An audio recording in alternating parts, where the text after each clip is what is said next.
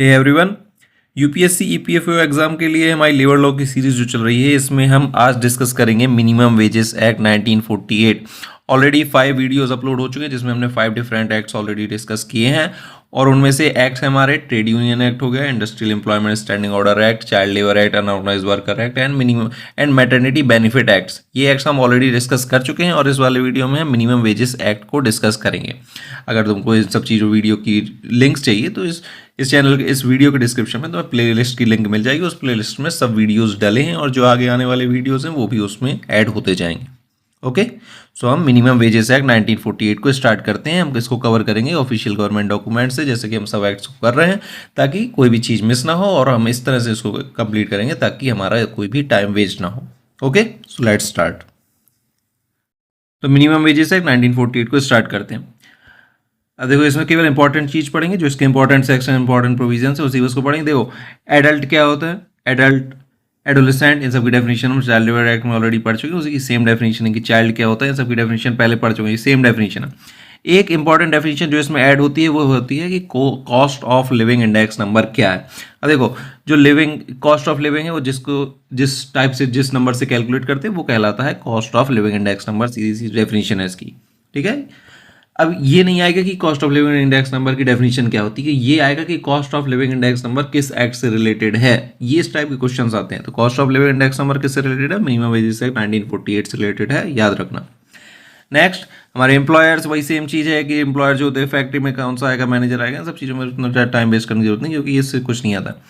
आगे देखो, अब देखो वेजेस के बारे में, जैसा कि अभी मैटरनिटी बेनिफिट एक्ट में ही बताया था कि जो वेजेस में है तो कुछ चीज़ें हैं जो इंक्लूड होती हैं, कुछ चीज़ें होती हैं जो एक्सक्लूड हो जाती हैं। जैसे कि हाउस रेंट और हाउस अकोमोडेशन वाली चीज़ें हैं, ओवर टाइम वाले हैं, ये ऊपर नीचे होती है, किसी में इंक्लूड हो जाती हैं, किसी में एक्सक्लूड हो जाती हैं, ठीक है। तो इन सब चीज़ों को नोटिस करते जाना।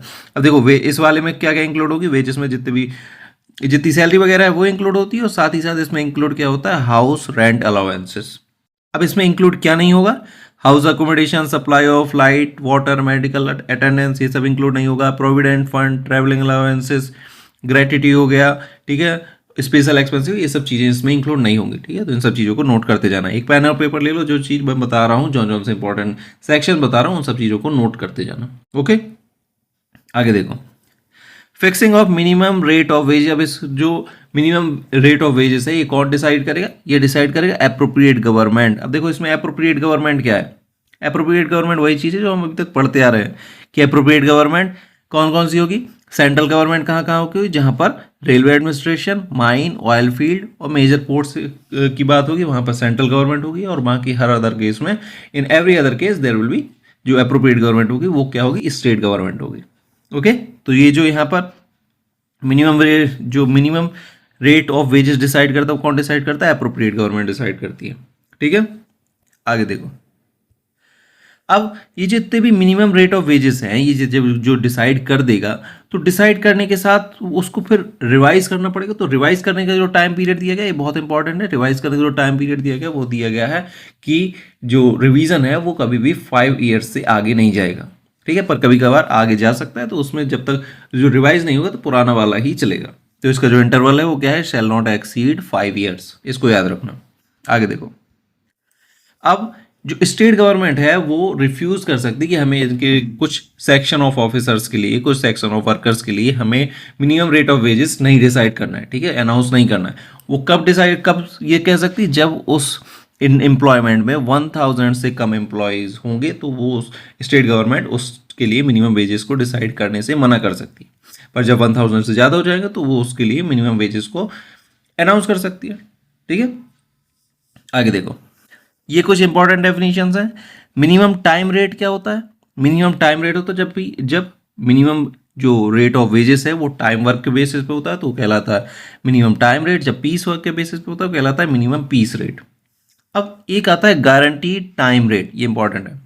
तो गारंटीड टाइम रेट क्या होता है, जब किसी भी वर्कर को पीस वर्क के बेसिस पे एम्प्लॉयड किया जाता है, फिर उसको टाइम वर्क बेसिस पे उसको पेमेंट किया जाता है, वेजेस की पेमेंट की जाती है, वो कहलाता है गारंटीड टाइम रेट, ठीक है। ओवर टाइम पेमेंट, जब कोई भी जो वर्किंग आवर्स है उनसे एक्स्ट्रा वर्क करेगा तो उसमें के उसको उस हिसाब से पेमेंट की जाएगी, वो कहलाता है ओवर टाइम रेट, ठीक है। जनरली जो ओवर टाइम रेट होता है वो नॉर्मल वेजेस का 2 टाइम्स होता है, ठीक है, इसको याद रखना। इस वाले एक्ट में ये चीज़ मेंशन नहीं है, पर बाकी किसी भी एक्ट में अगर ओवर टाइम का जिक्र होगा, मेंशन किया जाएगा, तो उसमें ये बताया जाएगा कि जो ओवर टाइम रेट होगा वो कितना होगा, 2 टाइम्स होगा नॉर्मल वेजेस का। ओके, आगे देखो। अब जो वेजेस हैं, मिनिमम रेट ऑफ वेजेस अलग अलग लोगों के लिए अलग अलग होगा।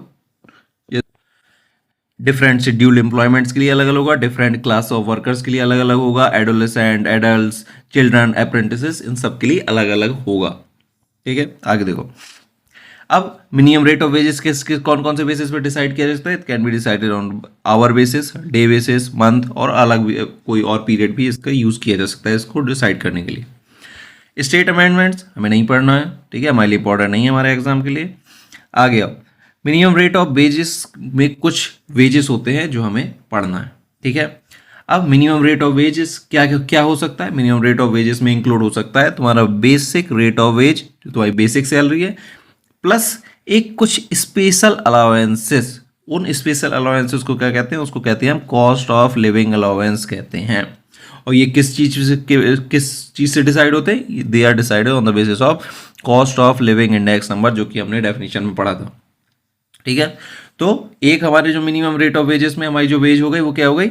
Basic rate of ways plus cost of living allowances, ठीक है। कॉस्ट ऑफ लिविंग अलाउंसेस क्या है हमारे? दे आर स्पेशल अलाउंसेस जो अलग अलग इंटरवल के लिए government decide, appropriate government decide करती है on the basis of cost of living index number.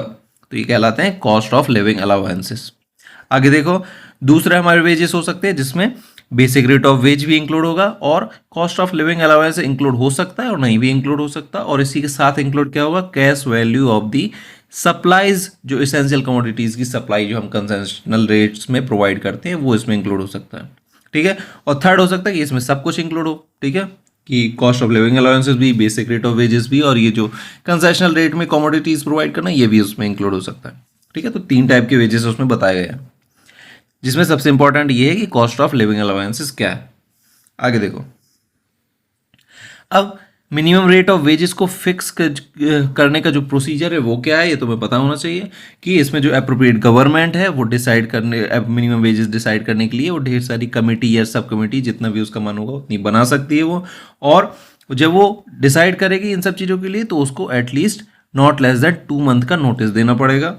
और जब वो सब डिसाइड कर लेगी कि मिनिमम रेट ऑफ वेजेस इतना होगा, जितना भी कमेटी की रिकमेंडेशन और सब कमेटी की रिकमेंडेशन पर को नोटिस करके उस पर विचार करके जैसे अपना डिसीजन लेगी, तो उसको इम्प्लीमेंट करने के लिए वो ये जो डिसीजन है it will come into force on the expiry of 3 months, ठीक है। तो 3 मंथ्स का टाइम पीरियड दिया जाता है, जो मिनिमम रेट ऑफ वेजेस उन्होंने डिसाइड की उसको इम्प्लीमेंट करने के लिए 3 मंथ्स का टाइम देते हैं, ठीक है। अगर वो डिसाइड करने के लिए कोई टाइम नहीं दे रहे तो 3 मंथ, अगर वो उसमें जो नोटिफिकेशन होगा उसमें अगर वो कह रहे हैं कि इतने दिनों के बाद आएगा तो वो बात अलग है। अगर नहीं आ रहा तो उसका जो टाइम पीरियड होता है वो होता है कि on the expiry of 3 month these जो न्यू चेंजेस है, these new changes will come into force. Clear है? आगे देखो, स्टेट अमेंडमेंट्स हमें नहीं पढ़ना है। आगे देखो, एडवाइजरी बोर्ड, ये इंपॉर्टेंट है। अब देखो, एडवाइजरी बोर्ड 2 टाइप की होती हैं, एक जो सेंट्रल लेवल पर रहेंगी, दूसरी स्टेट लेवल पर रहेंगी, ठीक है। अब सेंट्रल लेवल पे सेंट्रल गवर्नमेंट उनको अपॉइंट करेगी, स्टेट लेवल पे स्टेट गवर्नमेंट अपॉइंट करेगी, जहाँ जहाँ पर जैसे अप्रोप्रिएट गवर्नमेंट की जुरिसडिक्शन के अंदर जौन सी इंडस्ट्री आती होगी वो डिसाइड करेगी। अब एक इंपॉर्टेंट बॉडी है वो है सेंट्रल एडवाइजरी बोर्ड। ये इंपॉर्टेंट, एडवाइजरी बोर्ड उतनी इंपॉर्टेंट नहीं है, हमारे लिए इंपॉर्टेंट है सेंट्रल एडवाइजरी बोर्ड। अब सेंट्रल एडवाइजरी बोर्ड है तो इसको अपॉइंट कौन करेगा? सेंट्रल गवर्नमेंट अपॉइंट करेगी, ठीक है। अब इसका काम क्या होता है? इसका काम होता है कि it will advise the central and state government for fixing and revision of minimum rate of wages. जो मिनिमम रेट ऑफ वेजेस को फिक्स करना, उसको रिवीजन करना, उस चीज़ पर वो एडवाइज करेगी, ठीक है। इसको अपॉइंट कौन करेगा? सेंट्रल गवर्नमेंट अपॉइंट करेगी। और सेंट्रल एडवाइजरी बोर्ड के मेंबर्स कौन कौन होंगे? अब देखो, इसमें एम्प्लॉयज भी होंगे और एम्प्लॉयर्स भी होंगे और इंडिपेंडेंट पर्सन होंगे। 3 कैटेगरी के पर्सन होंगे। एम्प्लॉयज हो गए हमारे, ठीक है, एम्प्लॉयर्स हो गए हमारे, और इंडिपेंडेंट पर्सन हो गए हमारे, ठीक है। अब जितने एम्प्लॉय होंगे हमारे उतने ही एम्प्लॉयर्स होंगे हमारे, और इसमें इंडिपेंडेंट पर्सन होंगे। इंडिपेंडेंट पर्सन टोटल 1/3 से ज़्यादा नहीं होंगे, ठीक है, इसको याद रखना। और जो चेयरमैन होगा इस सेंट्रल एडवाइजरी बोर्ड का, वो होगा इंडिपेंडेंट मेंबर से होगा, इसको याद रखना।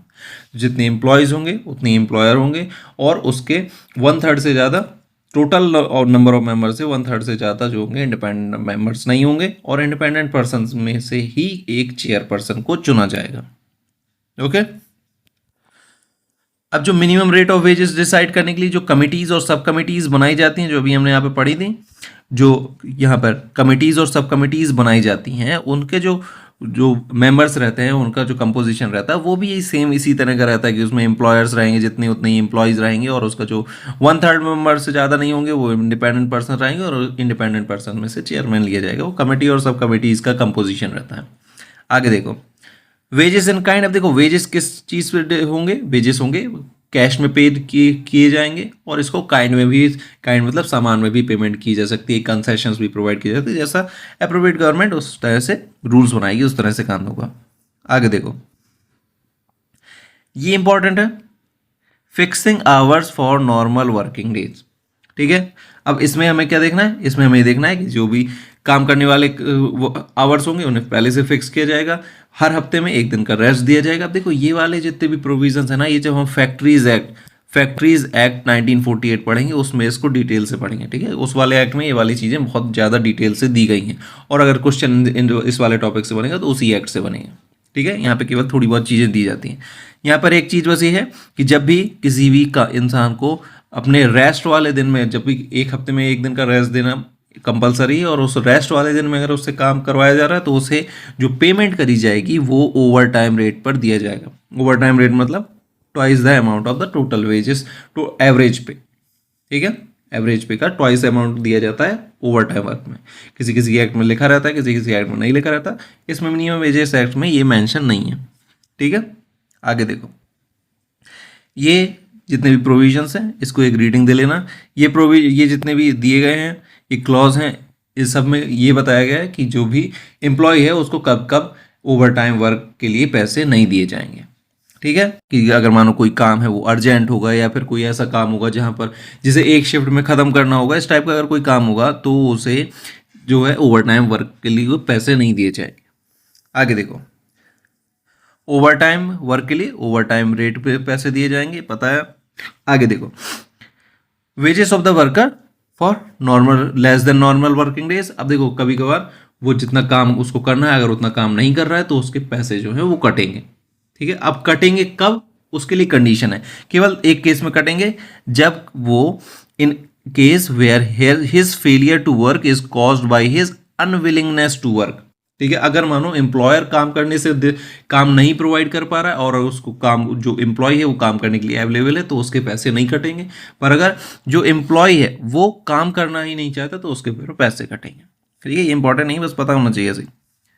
अब वेजेस फॉर 2 और मोर क्लास ऑफ वर्क, अगर अलग अलग तरह का काम करेगा तो उसे अलग अलग से पेमेंट दी जाएगी। अब एक यहाँ पे इंपॉर्टेंट है, मेंटेनेंस ऑफ रजिस्टर। रजिस्टर कौन मेंटेन करेगा, कैसा गवर्नमेंट मेंटेन करेगी? नहीं, उसको जो रजिस्टर है वो मेंटेन करेगा कौन? एम्प्लॉयर। एवरी एम्प्लॉयर शैल मेंटेन सच रजिस्टर, जहां पर उसकी कितनी, उसने किस एम्प्लॉय को कितनी पेमेंट की, इन सब चीज़ों का उसको पूरा एक रिकॉर्ड रखना होगा। ठीक है, आगे देखो, इंस्पेक्टर वाला वही सब चीज़ रिपीटेड स्टेटमेंट्स हैं, हर एक्ट में रहते हैं, जैसे कि जो इंस्पेक्टर है उसे कौन अपॉइंट करेगा, अप्रोप्रिएट गवर्नमेंट। उसके बाद ये सब जितने भी है रिपीटेड प्रोविजंस हैं। ठीक है, हर एक्ट में यही रहते हैं, इनको हर बार पढ़ने की ज़रूरत नहीं है। आगे अब देखो क्लेम्स का। देखो क्लेम्स के लिए अगर मानो कोई एम्प्लॉय को कोई एम्प्लॉयर प्रोवाइड नहीं कर रहा है, मिनिमम रेट ऑफ वेजेस में उसकी सैलरी पेमेंट नहीं कर रहा है, उसे वेजेस प्रोवाइड नहीं कर रहा है, तो उसके केसेस को, क्लेम्स को डिसाइड कौन करेगा? ठीक है, उसके लिए ये वाले इंपॉर्टेंट है कि कोई ऐसा कमिश्नर होगा या फिर कोई सेंट्रल गवर्नमेंट ऐसे पर्सन को अपॉइंट करेगी जो कि लेबर कमिश्नर की पोस्ट से नीचे का नहीं होना चाहिए। ठीक है, और उसे एटलीस्ट इतना एक्सपीरियंस होना चाहिए एज अ जज ऑफ सिविल कोड, और या फिर मजिस्ट्रेट होना चाहिए। ठीक है, इन सब चीज़ों का एक्सपीरियंस होना चाहिए, और लेबर कमिश्नर की पोस्ट से उसको छोटा नहीं होना चाहिए। ठीक है, ये सब चीज़ें वो पर्सन होगा जो कि इस क्लेम को डिसाइड करेगा। ठीक है, कितना क्लेम उसको एम्प्लॉय को मिलना चाहिए। आगे देखो, अब जो क्लेम के लिए है वो एप्लीकेशन कौन दे सकता है? ठीक है, कंप्लेन कौन उसमें कंप्लेन कर सकता है? तो एम्प्लॉय कर सकता है, या तो खुद एम्प्लॉय हो या फिर उसका लीगल प्रैक्टिशनर हो, कोई ट्रेड यूनियन का लीगल प्रैक्टिशनर होगा वो कर सकता है, और इंस्पेक्टर कर सकता है। केवल यही लोग कर सकते हैं। अगर उसको कंप्लेन नहीं मिलेगी तो कोई किसी भी तरह का कोई सो मोटो कोई सा भी कोर्ट हो या फिर कोई भी अथॉरिटी होगी, कोई सो मोटो अब केस नहीं लेते हैं जब तक उनको कंप्लेन नहीं की जाए। ठीक है। अब ये कंप्लेन करने का जो एप्लीकेशन करने का है उसका टाइम पीरियड क्या है? It's has to be within 6 month. जब एम्प्लॉय का मिनिमम वेजेस और पेमेंट मिनिमम वेजेस नहीं प्रोवाइड किए उसके विद इन 6 मंथ उसे कंप्लेन करनी पड़ेगी। पर 6 मंथ से ज़्यादा का भी टाइम पीरियड दिया जा सकता है अगर वो अथॉरिटी जो है उसको मान जाए। ठीक है, आगे देखो। कंपेंसेशन भी एक्स्ट्रा प्रोवाइड किया जा सकता है पर वो 10 टाइम से ज़्यादा नहीं होगा। आगे देखो, ये इंपॉर्टेंट नहीं है। यहाँ पे स्टेट अमेंडमेंट्स हमें नहीं पढ़ना। अब यहाँ पर ये देखो, ये रिपीटेड प्रोविजंस हैं। ठीक है, कि सिंगल एप्लीकेशन देनी पड़ेगी हमें। अगर अलग अलग एम्प्लॉय सेम केस के लिए आ रहे हैं तो उन्हें से केवल सिंगल एप्लीकेशन देनी पड़ेगी, अलग अलग एप्लीकेशन नहीं देनी पड़ेगी। अब यहाँ देखो, यहाँ पर पेनल्टीज हैं, ये इंपॉर्टेंट है थोड़ा कि पेनल्टीज। अब जो एम्प्लॉयर है अगर एम्प्लॉय को नहीं दे पा रहा है, वो सैलरी नहीं दे पा रहा है या फिर कोई प्रोविजंस को फॉलो नहीं कर रहा है तो उसको जो पनिशमेंट मिलेगी वो क्या होगी? उसको जो इम्प्रिजनमेंट मिल सकता है it may extend to 6 month, और उसकी जो फाइन हो सकती है वो हो सकती है 500 रुपीज़। ठीक है, ये पुराने प्रोविजंस हैं। अब जो नए चेंजेस आए होंगे तो उसमें ये जो पेनल्टीज है ये बढ़ भी सकती हैं। आगे देखो, कॉग्निजेंस ऑफ एन ऑफेंस, जिसके बारे में बता रहे थे कि कोई भी कोर्ट जो है वो कंप्लेन नहीं लेगा किसी भी पर्सन के अगेंस्ट में जब तक उसके यहाँ पर कंप्लेन की नहीं जाती है। ठीक है, और कंप्लेन करेगा कौन? यहाँ पे ऊपर बताया था, पर्सन खुद भी कर सकता है, इंस्पेक्टर भी कर सकता है, कोई ट्रेड यूनियन भी कर सकती है, ये सब चीजें हैं इसमें। अब यहाँ पर ये देखो, ये दो डेफिनेशन इंपॉर्टेंट है। जो डायरेक्टर है, अगर किसी फर्म के रिलेशन में डायरेक्टर की बात हो रही है तो उसका मतलब होता है पार्टनर इन द फर्म। ठीक है, इसको याद रखना कि अगर किसी फर्म के बारे में बात हो रही है तो जो डायरेक्टर होता है उसका मतलब होता है पार्टनर इन द फर्म। आगे, payment of undisbursed amount due to employ. अब देखो, अगर जैसे मानो कोई एम्प्लॉयर है, एम्प्लॉयर को किसी एम्प्लॉय का मिनिमम वेजेस प्रोवाइड करना है पर वो पेमेंट लेने से पहले ही उस एम्प्लॉय की डेथ हो गई या फिर किसी कारण से उसकी जो पेमेंट है उसको नहीं प्रोवाइड की जा पा रही, कि या तो वो वहाँ पे है नहीं या फिर उसका कोई एड्रेस वगैरह नहीं पता, इन सब चीज़ों की वजह से तो जो एम्प्लॉयर है वो उसको डिपॉजिट कहाँ करेगा? He will deposit such amount to the prescribed authority, जो एक्ट के अंदर बताई गई होगी उस अथॉरिटी को वहाँ पर जाके वो डिपॉजिट करेगा। आगे देखते हैं, यहाँ पर कुछ इंपॉर्टेंट नहीं है हमारे लिए, ये सब एक्स्ट्रा चीज़ें, इसमें से कुछ हमारे लिए इंपॉर्टेंट नहीं है। अब स्टेट गवर्नमेंट जो है, ये स्टेट गवर्नमेंट या अप्रोप्रिएट गवर्नमेंट हो गई, वो इस शेड्यूल में कुछ भी और मैटर ऐड कर सकती है, उसके लिए उसे एटलीस्ट 3 मंथ का नोटिस देना पड़ेगा। ये इंपॉर्टेंट नहीं है हमारे लिए। आगे देखते हैं, ये रूल वाला रिपीटेड स्टेटमेंट है। ठीक है, इसमें देख लेना है कहाँ क्या रहता है कि जो सेंट्रल गवर्नमेंट, जो अप्रोप्रिएट गवर्नमेंट है वो क्या क्या रूल्स बना सकती है, कि वो किस टाइप से टाइम और पेमेंट ऑफ, जो कंडीशन ऑफ पेमेंट है वो कैसे डिसाइड कर सकती है, जो डे ऑफ रेस्ट है किसी भी वीक में वो कैसे डिसाइड कर सकती है, प्रिस्क्राइब कर सकती है फॉर्म ऑफ रेस्ट है, ये सब चीज़ों के लिए वो रूल्स बना सकती है। ठीक है, इससे क्वेश्चन नहीं आएंगे, तो तुम्हें अपने सेटिस्फैक्शन के लिए देनी है तो एक रीडिंग दे सकते हो। ठीक है, ये रिपीटेड स्टेटमेंट है कि किस टाइप से कैसे रूल्स बनाए जाते हैं, कैसे मॉडिफाई किए जाते हैं, कैसे पार्लियामेंट में रखे जाते हैं, हर एक्ट में सेम रहता है। ठीक है, बस इतना ही है इस वाले एक्ट में। तो जो इंपॉर्टेंट प्रोविजन है वो ये आगे वाले नहीं है। इंपॉर्टेंट प्रोविजन, जो इंपॉर्टेंट प्रोविजन है वो तुम्हारे शुरुआत के। ठीक है, एक तो तुम्हारा हो गया सेकंड सेक्शन होगा डेफिनेशन वाला पोर्शन, इंटरप्रिटेशन वाला पोर्शन, और ये जैसे ये वाला नहीं, ये cost of living index number हो गया। इस टाइप की चीज़ें इंपॉर्टेंट है, बाकी आगे की चीज़ें जो रहती हैं वो इंपॉर्टेंट नहीं रहती। ज़्यादातर एक्ट्स में वो आगे की चीज़ें इंपॉर्टेंट नहीं रहती। ये इंटरवल रिवीजन वाला इंटरवल हो गया, कितने एम्प्लॉयज़ होने चाहिए, ये वाली चीज़ें हो गई। गारंटीड टाइम रेट होता है, क्या होता है ये पता होना चाहिए, और ये सब चीज़ें, कॉस्ट ऑफ लिविंग अलाउंसेस क्या हैं, क्या उसका प्रोसीजर है, सेंट्रल एडवाइजरी बोर्ड का क्या प्रोसीजर है, कौन कौन मेंबर होता है, ये सब चीज़ें इंपॉर्टेंट है। ठीक है, और इन सब चीज़ों को हमने डिस्कस कर लिया है। ये वाले एक्ट की जो PDF है वो तुम्हें मिल जाएगी, टेलीग्राम चैनल को विजिट कर लेना, और इस पूरे लेबर लॉ सीरीज की जो प्लेलिस्ट की लिंक है वो तुम्हें चैनल के डिस्क्रिप्शन, जो इस वीडियो के डिस्क्रिप्शन में मिल जाएगी। ठीक है, इस वाले वीडियो में केवल इतना ही। नेक्स्ट वाले वीडियो में हम डिस्कस करेंगे payment of wages act 1936। Okay, thank you.